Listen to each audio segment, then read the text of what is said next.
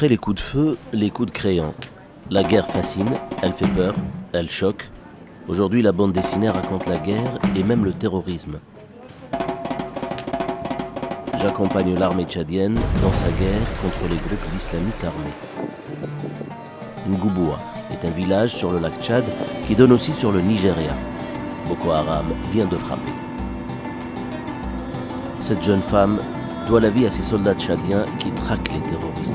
Et quand ils se reposent, ils revoient les images saisies sur les portables de ceux qu'ils ont tués ou arrêtés. Des massacres commis par Boko Haram.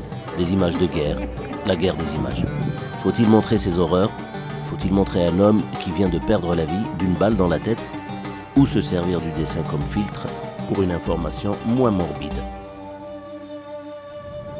Ainsi va l'Afrique, ainsi va le monde.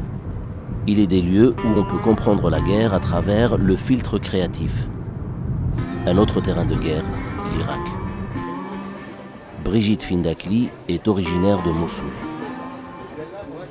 Quand Daesh est entré dans Mossoul, quand j'ai vu qu'ils étaient en train de détruire le site de Namroud, là où j'allais moi étant petite, tout de suite j'ai ressorti les photos et tout, et ça m'a vraiment beaucoup choquée.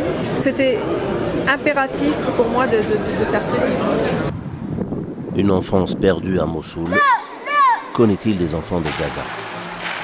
L'innocence de l'enfance et l'horreur de la guerre, un contraste révélateur.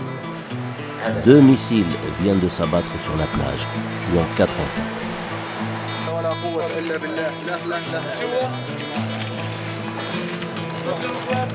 Il y a aussi ceux qu'on essaie de sauver.